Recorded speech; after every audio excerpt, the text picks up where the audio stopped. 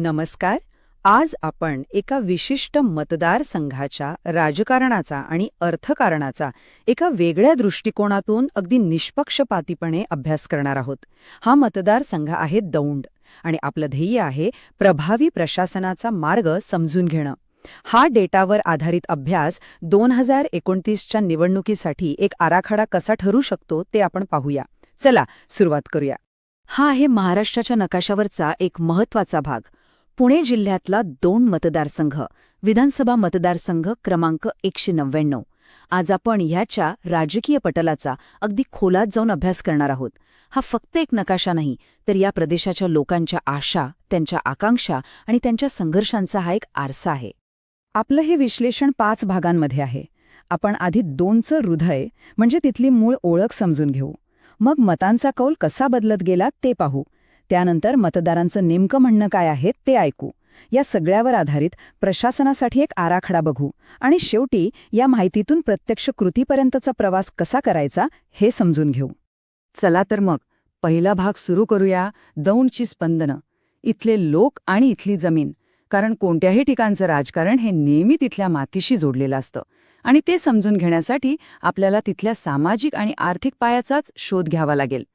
दौंडबद्दल बोलायचं झालं तर हा प्रामुख्याने एक ग्रामीण मतदारसंघ आहे. इथली अर्थव्यवस्था मुख्यत्वे ऊस शेतीवर चालते. आणि हो, कुरकुंभ MIDCमुळे हे एक महत्त्वाचं कृषी औद्योगिक केंद्रही आहे. इथली मतदारसंख्या जवळपास 3,09,500च्या घरात आहे.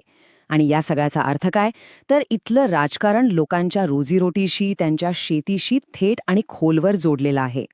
ठीक आहे, आता आपण सामाजिक बाजूकडून थेट आकडेवारीकडे जाऊया. बघूया दौंडच्या गेल्या 30 वर्षांचा निवडणूक इतिहास आपल्याला काय सांगतो. आकड्यांच्या भाषेत ही कहाणी कशी उलगडते ते पाहू. ही गोष्ट सुरू होते 1995 पासून. तेव्हा भारतीय राष्ट्रीय काँग्रेसकडे मोठ्या फरकाने ही जागा होती. मग 1999 ते 2004 पर्यंत राष्ट्रवादी काँग्रेस पक्षाने इथे आपली पकड मजबूत केली. पण 2009 मध्ये चित्र बदललं. एका अपक्ष उमेदवाराने विजय मिळवला आणि बदलाचे संकेत दिले. 2014 पासून राहुल कुल यांनी आधी राष्ट्रीय समाज पक्ष आणि नंतर भाजपच्या तिकिटावर विजय मिळवला. 2019 मध्ये विजय अगदी निसटता होता, पण 2024 मध्ये भाजपने आपलं स्थान आणखी पक्क केलं. हा प्रवास काँग्रेस राष्ट्रवादीच्या बालेकिल्ल्यातून भाजपचा गड होण्यापर्यंतचा आहे. फक्त 746 मतं. विचार करा, 2019च्या निवडणुकीत विजयाचा फरक फक्त इतका होता. यावरून कळतं की इथली लढत किती अटीतटीची असते, प्रत्येक मत किती महत्त्वाचं ठरतं हेच हा आकडा आपल्याला सांगतो. आणि आता हा आकडा पहा, 13,889. 2019च्या 746 मतांवरून थेट 2024मध्ये जवळपास 14,000चा निर्णायक फरक. हा बदल खूप काही सांगून जातो. म्हणजे इथे विद्यमान उमेदवाराच्या बाजूने एक स्पष्ट कौल दिला गेलाय. पण खरा प्रश्न हा आहे की अवघ्या 5 वर्षात हा बदल का झाला. याचं एक उत्तर कदाचित मतदानाच्या टक्केवारीत सापडेल. 2019 मध्ये मतदान होतं 69.2%. पण 2024मध्ये ते वाढून झालं 76.5%. म्हणजे काय, तर लोक मोठ्या संख्येने घराबाहेर पडले, त्यांनी मतदान केलं. मतदानातील ही लक्षणीय वाढ दाखवते की मतदार किती जागरूक आणि सक्रिय झाला होता. आता या सगळ्या आकडेवारीच्या पलीकडे जाऊन एका महत्त्वाच्या मूल्यावर थोडा वेळ विचार करूया. शासन म्हणजे काय, तर प्रत्येक व्यक्तीच्या प्रतिष्ठेचा आदर करणं आणि आपली सार्वजनिक चर्चा ती माहितीपूर्ण, जबाबदार आणि एकमेकांचा आदर करणारी असायला हवी. हे आपल्या लोकशाहीचं मूळ आहे. ठीक आहे, आतापर्यंत आपण पाहिलं की निवडणुकीत काय झालं. पण आता आपण का झालं ह्याच्या खोलात जाऊया. मतदारांनी असा कौल का दिला, त्यांच्या मनात नेमकं काय आहे. चला आकड्यांच्या पलीकडच्या माणसांचा आवाज ऐकूया. हे बघा, मतदारांच्या तक्रारींचं एक प्रकारे हिट मॅपच आहे. ऊस शेतकरी काय मागतोय, पाण्याची हमी, कर्जमाफी आणि योग्य भाव. ग्रामीण भागातल्या कुटुंबांना शेतीसाठी आणि पिण्यासाठीही पाणी वेळेवर मिळत नाहीये. खराब रस्ते आणि वीज पुरवठा या तर रोजच्या समस्या आहेत. आणि तरुणांचा सगळ्यात मोठा प्रश्न स्थानिक रोजगार. या सगळ्यासोबतच सामाजिक न्यायाचा, आरक्षणाचा मुद्दाही तितकाच महत्त्वाचा आहे. हे सगळे मुद्दे थेट मतदानाच्या निर्णयावर परिणाम करतात. आता दौंडची सामाजिक गणितं पाहूया. मराठा आणि कुणबी OBC समाज इथे बहुसंख्य आहे. त्या खालोखाल धनगर समाज आहे, साधारणपणे 17%. दलित समाज आहे 15% आणि मुस्लिम समाज जवळपास 5.5% आहे. कोणतीही निवडणूक जिंकण्यासाठी ही सामाजिक समीकरणं जुळवून आणणं किती महत्वाचं आहे हे वेगळं सांगायला नको. चला, आत्तापर्यंत आपण समस्या पाहिल्या, त्यांचं विश्लेषण केलं. आता उपायांकडे वळूया. जर 2च्या मतदारांचा विश्वास जिंकायचा असेल तर कोणत्याही राजकीय पक्षासाठी एक स्पष्ट आणि कृतिशील आराखडा कसा असू शकतो ते आता पाहूया. याला आपण चतुर्मुख सिद्धांत म्हणू शकतो. म्हणजे एक 4 सूत्री रणनीती.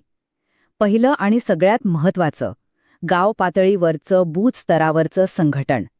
दुसरं, सगळ्यांना सोबत घेऊन चालणारा एक सर्वसमावेशक संदेश देऊन सामाजिक मोठ बांधणं.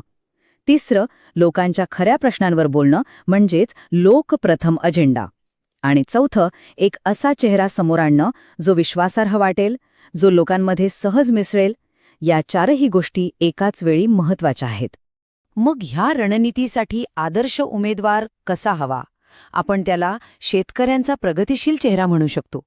वय साधारण 30 ते 45च्या दरम्यान, ज्याला शेती किंवा ग्रामीण विकासातलं कळतं, जो स्थानिक मोठ्या समाजाचं प्रतिनिधित्व करतो, जो लोकांची दुःख समजून घेतो आणि त्यावर उपाय शोधतो, आणि महत्त्वाचं म्हणजे जो फक्त आश्वासनं देत नाही तर ठोस बदलाचं वचन देतो. ठीक आहे, मग हे प्रत्यक्षात कसं आणायचं पाहूया. एक 90 दिवसांचा कृती आराखडा.